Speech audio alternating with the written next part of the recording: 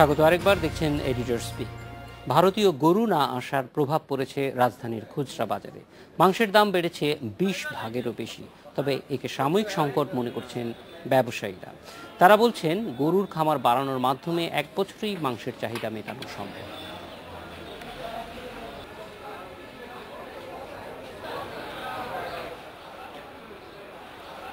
ভারতীয় আইনে জীবিত প্রাণী রপ্তানি নিষিদ্ধ। সম্প্রতি সীমান্ত দিয়ে গরু চোরাচালানের ব্যাপারে কড়াকড়ি আরোপ করেছে বিজেপি সরকার। ফলে বাজারে ভারতীয় গরু দেখা যায় না বলেই চলে। এর প্রভাব পড়েছে মাংসের বাজারে, বেড়ে গেছে গরু মাংসের দাম। এখন একজন মানুষ কত টাকা ইনকাম করে প্রতিদিন?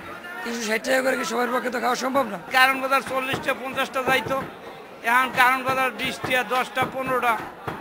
কাস্টমার খুব কম, এত দামে খাইবার চাই না। গরু ছাগল মোষ কিছুই আসতেছে না, বর্ডার বন্ধ।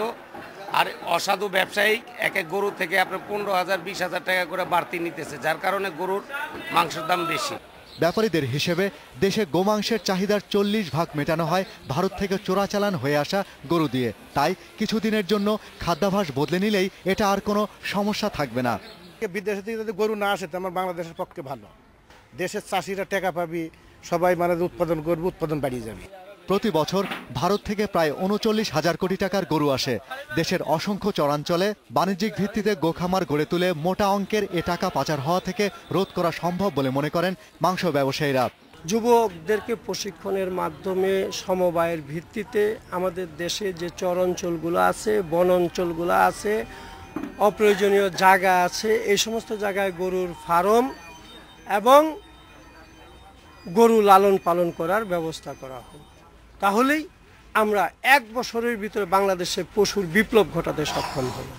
তারা জানায় সাময়িকভাবে মায়ানমার, ভুটান ও শ্রীলঙ্কা থেকে গরু আমদানি করে মাংসের চাহিদা মেটানো সম্ভব। Shahriar Anirban, Independent News, Dhaka.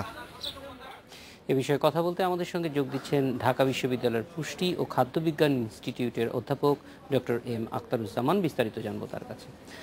Sir, প্রথমে একটু জানতে চাইব যে পুষ্টির যে চাহিদা আছে বাংলাদেশের মানুষের, তার একটা বড় অংশই পূরণ হয় গরুর মাংস থেকে, এবং আমরা জানি যে এই মাংসের অন্তত 40 ভাগ বা তারও বেশি সরবরাহ হয় ভারতীয় গরু থেকে, সেটি এখন বন্ধ আছে। তো এটি পুষ্টির ক্ষেত্রে কী প্রভাব ফেলতে পারে বাংলাদেশের মানুষের?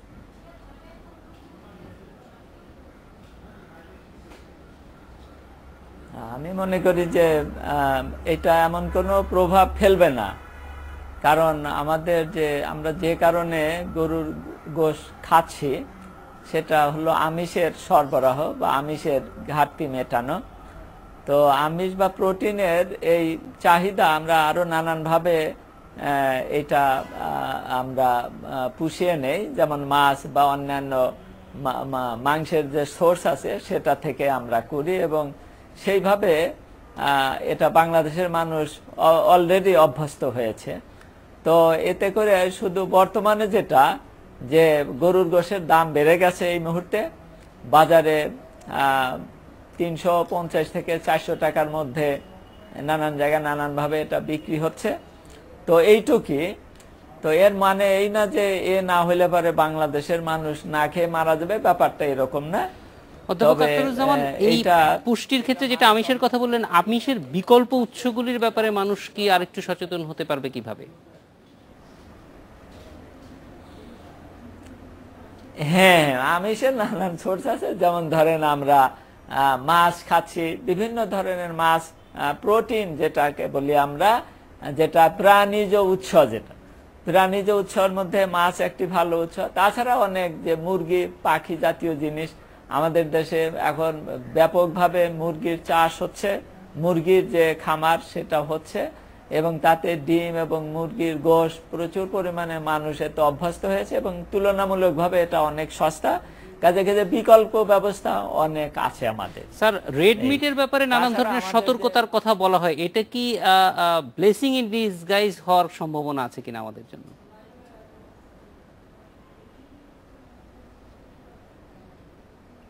আপনার কোশ্চেনটা কি হচ্ছে?